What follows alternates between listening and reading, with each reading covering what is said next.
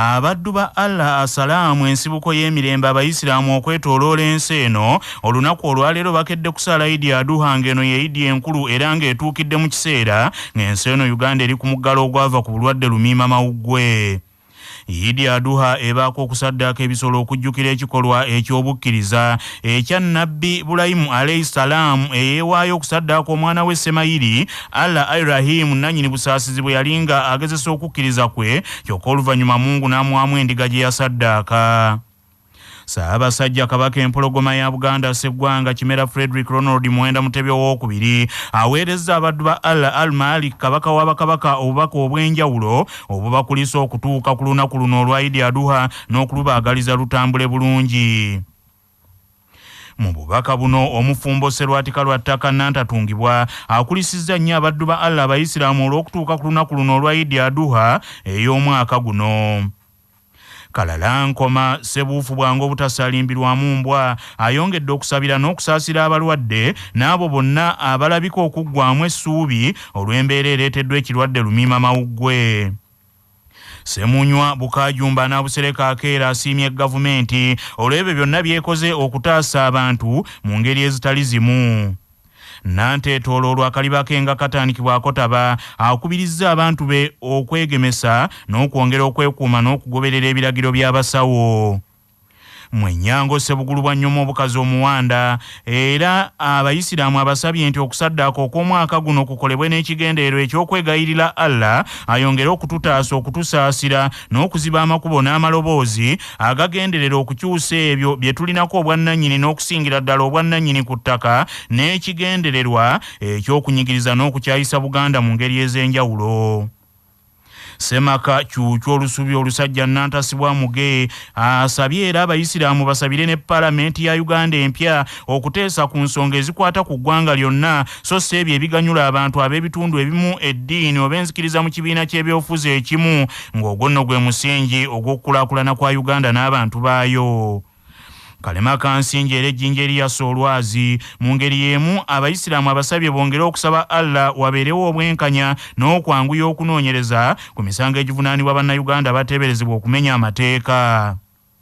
Muzza Ngoma ekiryo Sserulanda ekimaamidde Obuganda agambye nti ekyo kyakuyamba kkooti okusalawo amangu okubonereza abazizza emisango ate n'okutaaba abatalina musango. Muzaawula Nnyanja temanyiirwa era asabye ne kkooti zeetengerera era zisalewo nga zeesigamye ku bujulizi amateeka n'amazima. Nantazibirwa kkuba era omuteregga afundikidde obubaka ng'asaba Allah Abayisiraamu abawe bye bamusabye ku Idi Adha ey'omwaka guno. Abaddu ba Allah Abayisiraamu naddala abo abalina obusobozi bakubiriziddwa okutuukiriza sunna ey'okusaddaaka ebisolo olunaku luno olwaleero ng'egimu ku mikolo emikulu egikolebwa ku Idi Adha ekwatiddwa olunaku olwaleero. Okusaddaaka ebisolo era kibeeramu n'ekigendeerwa eky'okudduukirira abo abatali mu mbeera nnungi. Okuyita mu Idi Adha nga balina akamwenyumwenyu ku matama nga balina kye balya ku lunaku luno. Sheikh Abdusalamu Mutyaba Imaamu omukulu ow'ekibuli agambye nti omuntu bw'asaddaaka ateekeddwa okulya ku nnyama eyo olwo nno n'alyoka agabirako baliraanwa be abooluganda n'abantu abeetaavu era okusaddaaka ebisolo kutandika amangu ddala ng'okusala Idi Adha kuwedde. Allah subhanahu wa ta'ala atuusizza kuno lwa Idi al-Adha al-Mubarak.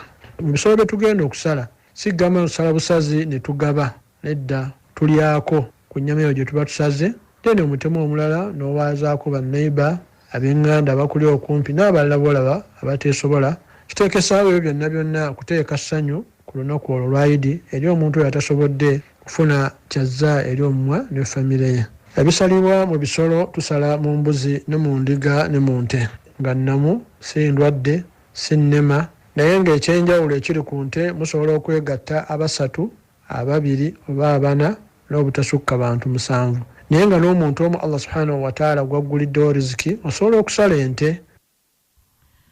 Ku mulundi guno Okusala Idi abantu bakukwatidde mu maka gaabwe olw'ebiragiro ebyokwerinda obulwadde lumiima mawuggwe obwazinda ensi eno. Kyokka okusaala okukulu okuliko abantu ababale kukwatiddwa mu maka ga jjajja w'Obuyisiraamu Omulangira Kasimu Nakibinge Kakungulu Ekibuli ne ku muzikiti gwa Kampala Mukadde. Omusasi waffe Mohamed Sendegeya Byayi ali Kampala Mukadde.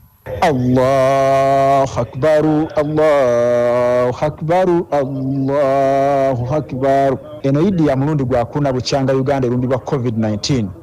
Wabula ku mulundi oguwedde Abayisiraamu baasala bawerako okusinga ku mulundi guno ng'olwalira abantu 20 bokka Abayisiraamu bagenda okukkirizibwa okusala Solat Idi ng'okusala kuno atera okutandika akadde konna okuva kati era nkugenda kukulemberwa Mufti wa Uganda Sheikh Shaban Ramadan Mubajje. Omuzikiti guno gwa Kampala Mukadde gutuuza Abayisiraamu basukka 300 wabula olw'ekirwadde kya COVID-19 n'omuggalo Uganda gweriko Abayisiraamu 20 bokka be bagenda okukkirizibwa okusala Solat Idi olunaku olwaleero. Mu kubuulira okusooseewo Sheikh Muhammad Luwemba agambye nti Idi eno yakusaddaaka era nga bagoberera ekyafaayo kya Nabbi Ibrahim era agenda okusaddaaka omwana Ismail Allah n'amuwaamu endiga kyokka n'agamba nti abalina obusobozi olunaku olwaleero babeere ekyokulabirako okukkiriza Nabbi Ibrahim kyayina ate basaddaaka ebisolo ebirungi bibasobola okulya era nga bakakasa ne kituufu ne bagenda obbiwa binaabawoomera. Sheikh Muhammad Luwemba era agambye nti embeera eno eriwo ejja kutuuka ekiseera eggwewo era nga si enkomerero y'ensi n'asaba Bannayuganda okuddamu essuubi nti buli kimu ekijja ate kibaako n'enkomerero. Bwe tujjidde ku mpeewo ng'okusala kunatera okutandika wabula ekitali kya bulijjo wano koodi Kampala nga COVID-19 tannajja wabeera wajjudde naye mu kiseera kino nze n'okulowooza nti olwaleero si lunaku lwa Idi. Abatera okujja okutunda enkoofiira entende n'ebitabo nga Qur'an ne Juzu olunaku lwali tebalabisikiddeko ddala olw'amateeka ag'okutangira coronavirus nga mu kiseera kino bali ku muggalo. Nze Sendegeya Muhammad Byayi ku CBS esinga zonna ndi wano ku muzikiti Kampala Mukadde. Ate omusasi waffe Haji Yunusu Ntale ali Kibuli naye kaatuwa ebiriyo. Mukusala esala ya Idi Adha wano maka g'Omulangira kukulembeddwamu Seeka Umaru Siddiiki Indabula era nga olumangu ddala wamaliriza okusala n'atandika okusoma kutuba. Abantu abasaamusaamu be beetabye mu kusala Idi Adha eno okuli omumyuka wa Katikkiro Dr. Twahaka Kigongo saako abagwa mu kitongole ekyabasuubuzi nga bakulembeddwamu amanyiddwa nga Landlord oba Agisisozi muliko balooya n'abalamuzi saako bannabyabufuzi. Abantu batono ddala olw'okubanga kyategeezebwa nti balina kubanga tebasukka 20 ku kisinga okumanyibwa ku lunaku luno kwe kuba nga buli musiraamu yenna alina okusaddaaka ekisolo olonga tugoberera ekyafaayo kya Nabbi Ibrahim alayhi salam bwe yali agenda okusala omwana we Katonda n'amussizaamu endiga nga gye yasala ne kibanga kikakata ku buli musiraamu okubanga ku Idi eno enkulu asala. Haji Yunusu Ntale ku lwa CBS Ekibuli mu maka g'Omulangira. Ng'Obuganda bujaguza olwannyinimu Ssaabasajja Kabaka Ronald Muwenda Mutebi II okuweza emyaka 28 ng'atudde ku Namulondo ey'abajjajja abalamula Obuganda, ebintu bingi ebituukiddwako omuli okuzimba obukulembeze, abavubuka, ebyenjigiriza n'ebyobulamu, ebyenfuna wamu n'ebirala. Okuva mu 1993 Lukeberwa lwe yatuuzibwa ku Namulondo waliwo bingi ebituukiddwako era Ssaabalongo omuti ogubala ensimbi n'ebikomo agamba nti abantu be bongedde okwagala okuweereza Namulondo. Ku mulembe guno wabaddewo bingi ebikoleddwa nga bizzaamu amaanyi n'okuwa abantu baffe essuubi. Okwegatta n'obumu byeyongedde nnyo mu bantu baffe. Era waliwo okwagala okuweereza Namulondo n'Obwakabaka nga kino kyeyolekera mu bantu abangi naddala abavubuka abakola obwannakyewa nga bawaayo ensimbi okuzimba Buganda era nga bajjumbira emikolo gyaffe gyonna. Ako kabonero kalungi nnyo. Kino tukyebaliza Katonda abawadde omutima ogwagala eggwanga lyabwe era nsonga nkulu nnyo. Twebaza abakulembeze ku mitendera egy'enjawulo abalambise obulungi abantu okusobola okubaako ebikolebwa ebirabikako. Minisita omubwezo w'ebyamawulire ne tekinologiya mu gavumenti eya wakati ow'ekitiibwa Joyce Juliet Nabbosa Ssebugwawo nga y'omu ku baategeka amatikkira ga Ssaabasajja Kabaka e Naggalabi Buddo agambye nti obumu obwaliwo mu kiseera ekyo bwabasobozesa okuteekateeka amatikkira ago kubanga ekiseera tekyali kyangu n'akatono. Mpulira essanyu kubanga olugendo lwali luwanvu nnyo okutuuka ku matikkira ago. Era bwe twali tuteekateeka amatikkira ago ebyakolebwa byali bingi ate ng'ebisinga obungi twabikolanga mu kyama wabula ng'ekintu ekikulu ennyo kye nalaba mu kiseera ekyo nti ffenna twali omuntu omu nga tussa kimu ne tusobola okukola enteekateeka eyo eyatwala kumpi myezi 2 naye nga tewali muntu w'ebweru yenna agimanyiiko. Embeera eyaliwo mu kiseera ekyo twali tetulowooza nti tunaasobola okuwangaala okutuuka ku myaka gino 28 kubanga ebiseera ebyasooka byali bizibu nnyo. Abamu baali balowooza nti tebisobola kutambula, tebijja kulwangaala, era waliwo abaagambanga nti abo bamala biseera obwakabaka bujja kubeerawo kiseera kitono nnyo bugwewo. Twali bagumu era twakola tuli bagumu nga tumanyi nti bijja kuwangaala nga bwe buwangadde kaakati. Ow'ekitiibwa Joyce Juliet Nabbosa Ssebugwawo agambye nti ye ng'eyaliwo ng'obwakabaka buddawo yeebaza Katonda olwannyinimu okuweza emyaka 28 ng'ali ku nnamulondo y'abajjajjaabe kubanga olugendo terubadde lwangu n'akamu. Nina essanyu lingi nnyo okuba nti tetwalowooza nti tuliweza emyaka 28 naye twebaza Katonda okuba nti olugendo oluwanvu olwo lwe tutambudde ne Ssaabasajja Kabaka waffe Mukama akyaluwadde omukisa. Nze nsanyuka nnyo ku lwange kubanga ne Ssaabasajja we baamutikkirira ekifo ekyo kyennyini kwe baamutikkirira nze nakikola. Manya obuvuna obuddo obw'eddembe lyo tonyigirizibwa ddembe lyo ery'obwebange. Omuntu agenda ebweru wa Uganda mu nkuŋŋaana oba mu nteekateeka ez'ebyemizannyo n'abulirayo abeera amenya amateeka g'ensi eyo gy'agenze nga munnamateeka Usaama Ssebuufu bw'annyonnyola. Bw'ogenda e Japan nga bakudde visa nga bagenda visa yo oze ku attendinga conference ya nnaku 3 igwe ennaku 3 ne ziyitako n'osigala ng'oli mu Japan nga wabula ng'okola birala kitegeeza oba olina kye bayita illegal stay nti oli mu Japan oba mu nsi eyo mu ngeri emenya amateeka. Amateeka g'oba omenye ge Japan oba eyensi endala gy'ogenzeemu. So eyensi esobola okukwata nekolagana ne gavumenti ya Uganda neekuzza ku Uganda. Basobola n'okukolagana ne Interpol oba International Police ne bamukwata ne bamukomyawo wano mu bulungi. Abakugu mu kusomesa essomo ly'okubala n'essomo ly'Olungereza basabye Minisitule y'ebyenjigiriza eteekewo obukodyo obw'enjawulo obwagazisa abayizi essomo ly'okubala n'Olungereza mu kiseera kino eky'omuggalo okukendeeza ku muwendo gw'abayizi abagwa amasomo gano mu bigezo eby'ekibiina ekyomusanvu. Ekitongole ky'ebyebigezo ekya UNEB kirowooza nti amasomo gano ag'Olungereza n'okubala gatera okukolebwa obubi nga kiva ku mbeera oba olyawo ey'obuteeteekateeka bulungi obutafaananako n'essomo erya SST ne sayansi agatera okuyitibwa obulungi. Wabula abakugu mu masomo gano bagamba nti omuggalo gwa COVID-19 ogwaleka abaana nga batudde awaka okumala ebbanga n'abazadde obutayambako baana mu muggalo guno n'abaana obutafaayo kimala ku bigezo kye kimu ku ebyo ebyabaviiriddeko okugwa amasomo ago. Dr. Vincent Sembati omukugu mu ssomo lya kannakubala ku Ssettendekero Makerere agamba nti abaana bamanyira ku baana basomesa so nga mu muggalo kino kyavaawo ne kireetera omutindo okuddamu emabega. Oteekwa okuba ng'okubala okuliko buli kaseera fe abakola okubala ntukukamu tukimanyi bulungi ekyo tekwetaaga kukusegulira era n'omwana babeera mukyala abazadde bandibadde bakimanyi omuwa ennamba zakubala asigala akola ebintu bidduka mangu mu bwongo kukwatagana n'okuyungulukuka kale kwegamba omuggalo gwa COVID kubadde gwaddya abaana ku bitabo byakubala ate kwegamba bamanyira nnyo okubeera nga bali wamu n'omusomesa.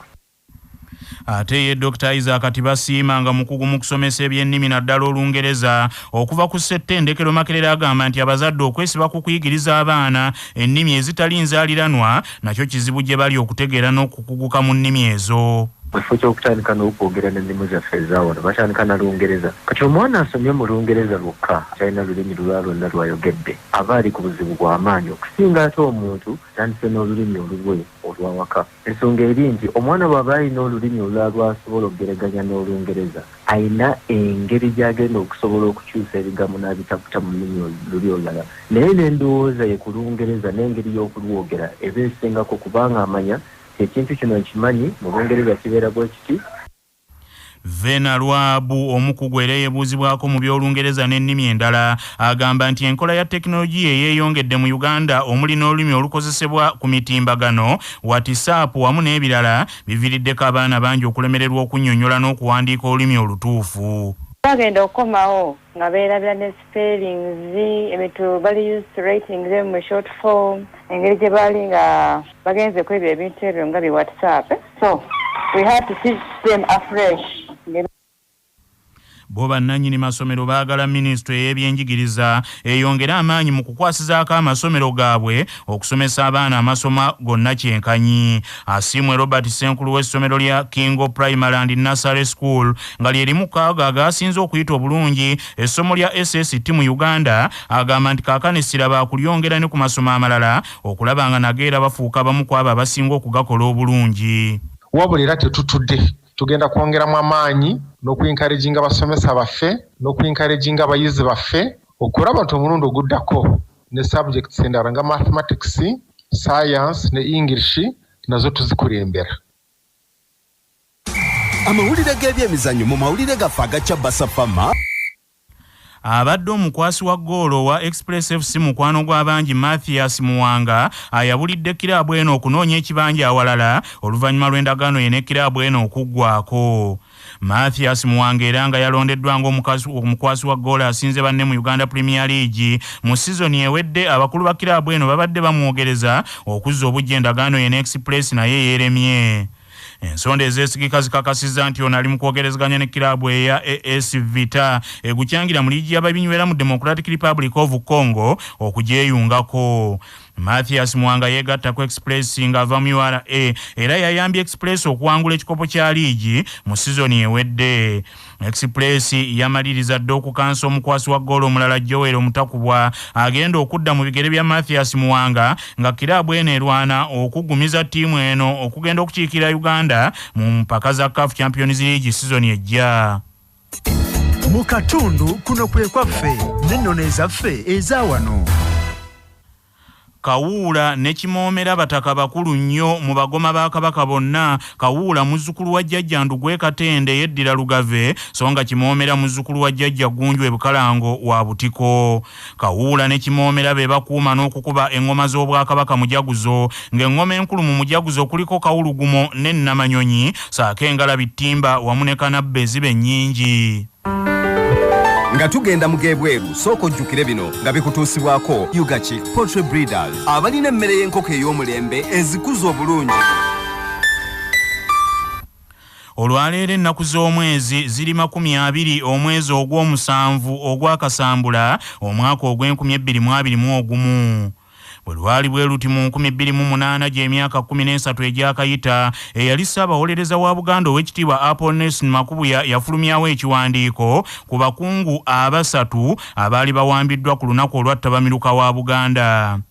Bano abaali bawambiddwa ennaku 2 emabega kwe kwali yali minisita ow'ebyamawulire ow'ekitiibwa Charles Peter Mayiga ne yali minisita omubeezi ow'ebyamawulire ow'ekitiibwa Medali Lubega Sseggona ne yali akulira akakiiko akaasomesanga abantu ba Kabaka ku nsonga ez'enjawulo omukungu Betty Nambooze era nga babawaŋŋangusiriza mu bitundu omuli Kyenjojo, Kagadi, Ibanda ne Bundi Bujo. Owekitiibwa Nelson Makubuya yategeeza mu kiwandiiko kino nti eyali Ssaabapoliisi Gen. Edward Kaleke Ihura mu budde obwo yali alambise nti abakwate baali bavunaanibwa okukuma mu bantu omuliro n'okusekeeterera abakulu obutujju n'okutumbula obusosoze mu mawanga naye nti nga bino byonna Buganda yali ebiwakanyanga era bipangirire. Wassibwawo akakiiko k'abantu babiri akamangu okukola ku nsonga z'abaali bawambiddwa nga Kaleke yali minisita omubeezi ow'ebyokunoonyereza ow'ekitiibwa Kisitu Frederick Daudi Mpanga ne yali minisita omubeezi ow'abavubuka ow'ekitiibwa Matayasi Mpuuga Nsamba. Amawulire okuva ebweru w'eggwanga. Ensi yonna erindiridde olwaleero okwerolera ku musajja asinga obugagga mu nsi eno bifeekera Jeff Bezos nga yessa mu bbanga okutandika ku lugendo lwe mu bwengula yeeberereko eyo gwe wamma yeemala eggoga omusezi lyeyemala mu lutabaalo. Bigeegere Preston Jeff Bezos ow'emyaka 57 mu lugendo lwe luno mu bwengula agenda kwerekerwako muganda we Mark Bezos saako omukyala namukadde Wally Fang munnabwengula ow'emyaka 82 n'omuvubuka omuyizi ow'emyaka 18. Binyonkondo Bezos mu bwengula agendera mu kizungirizo ekya New Shepard ng'era kino kyaweesebwa kampuni ye yennyini eya Blue Origin ng'era eno nkozi ya bizungirizo era ebitunda nga kyakoleddwa mu ngeri y'ebinywera bye bigenda omukazi yasiba embwa yabba ku mugugu.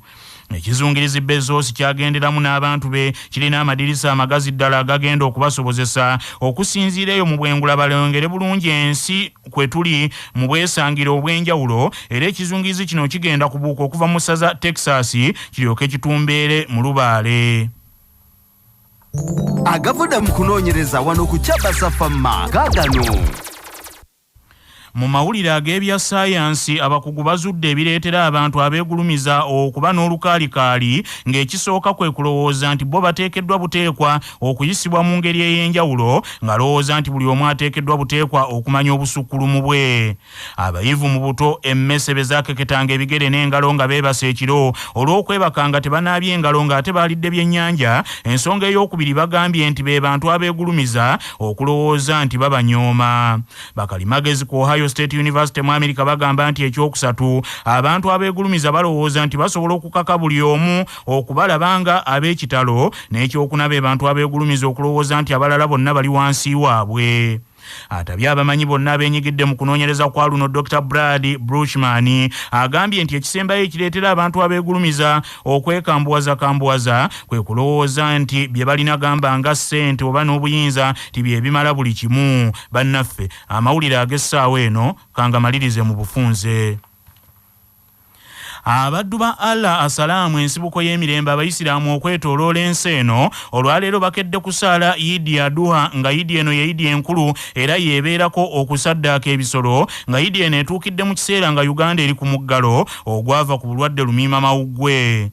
Ssaabasajja Kabaka empologoma ya Buganda Sseggwanga Kimera Frederick Ronald Muwenda Mutebi owookubiri aweerezza abaddu ba Al-Malik Kabaka w'Abakabaka Obubaka obw'enjawulo obw'olunaku luno olwa Idi era n'abagamba nti nga basaddaaka ku mulundi guno basaanidde bakikole n'ekigendeerwa eky'okwegayirira Allah ayongere okutaasa wamu n'okutusaasira n'okuziba amakubo n'amaloboozi agagendeera okukyusa ebyo bye tulinako obwannannyini n'okusingira ddala obwannannyini ku ttaka n'ekigendeerwa ekyokunyigiriza n'okukyayisa Buganda mu ngeri ez'enjawulo. Bannaffe amawulire ag'essaawa eno bwe gatyo bwe gagenze tova ku laadiyo ey'obujjajja.